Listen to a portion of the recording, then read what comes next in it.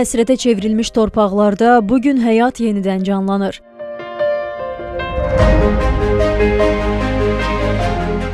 Xocavənd rayonu işğaldan azad edildikdən sonra burada geniş miqyaslı yenidən qurma və bərpa işləri sürətlə davam etdirilir. Dövlət proqramları çərçivəsində rayon ərazisində müasir şəhərsalma prinsiplərinə uyğun yeni yaşayış məntəqələri salınır. İnfrastruktur sıfırdan qurularaq tamamilə yenilənir.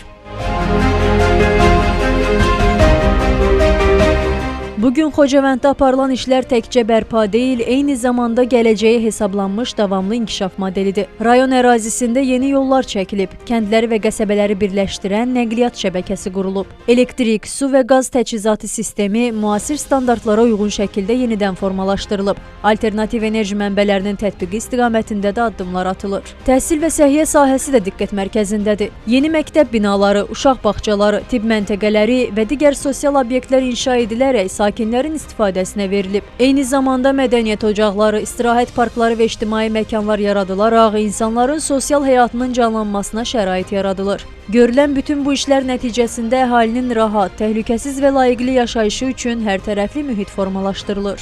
Bu gün fəxr edirik ki, 30 ildən sonra həsrətində olduğumuz torpaqlardayıq. Öz torpağımızdayıq, havası, suyu, hər şeyə gözəldir torpağımızın, fəxr eləyirik. Bundan gözəl his, bundan fəxr olunası bir his başqa cür ola bilməz. Mən özüm də 44 günlük müharibə iştirakçısıyam.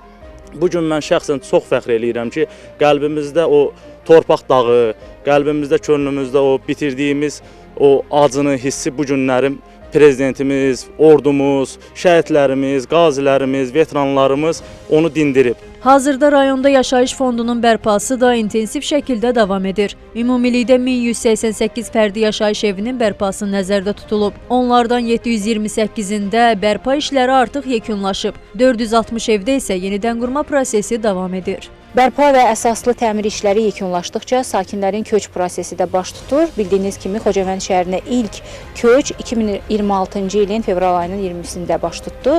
Şəhərdə 640 şagird yerlik tam orta məktəb ilə Elm və Təhsil Nazirliyi tərəfindən bərpa olunub və 21 aprel 2026-cı il tarixindən bu məktəb artıq fəaliyyətə başlayıb. Burada 240 yerlik uşaq bağçasının bərpası planlaşdırılıb. İlkin mərhələdə 40 yerlik bağçanın istifadəyə verilməsi hədəflənib. Ən önəmlisi isə doğma torpaqlarından didərgin düşmüş keçmiş məcburi köçkünlərin Xocavəndə qayıdışı təmin olunur. Uzun illər həsrətində olduqları yurdlarına dönən sakinlər indi öz evlərində, ata-baba torpaqlarında məskunlaşaraq yeni həyat qururlar. Bu qayıdış fiziki dönüşdən savayı həm də mənəvi dirçəliş, yaddaşın və kimliyin bərpasıdır. Çox sağ olun, Allah köməyiniz olsun. Hər şeyimiz var. Qazımız var, işığımız var, suyumuz var, internetimiz var. Çox əziyyətlərə gəlmişdik.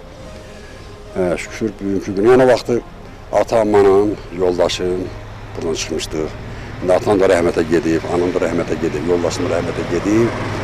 Qalan 3 qızımdır, 2 oğlumdur. 2 qızıma buradan ev veriblər. Sağ olsun hökumətimiz, sağ olsun prezidentimiz. Allah şəhidlərimizə rəhmət eləsin. Onların hesabına bax bugünkü gün burada hər şərait bizə yaradıblar. Sakinlər doğma yurda qayıdışın sevincini yaşayır, böyük qayıdış proqramını onlar üçün böyük xoşbəxtlik kimi dəyərləndirirlər. Xocavənd bugün yenidən dirçəlir, bölgədə həyat canlanır, artıq uşaq səsləri eşidilir və gələcəyə inam daha da möhkəmlənir.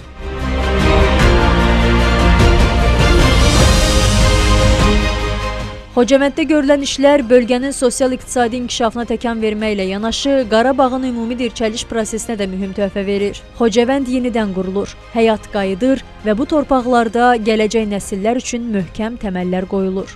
Ayşən Sərdar qızı, Şamxal Cəliloğlu, Xəbər Ertəsi.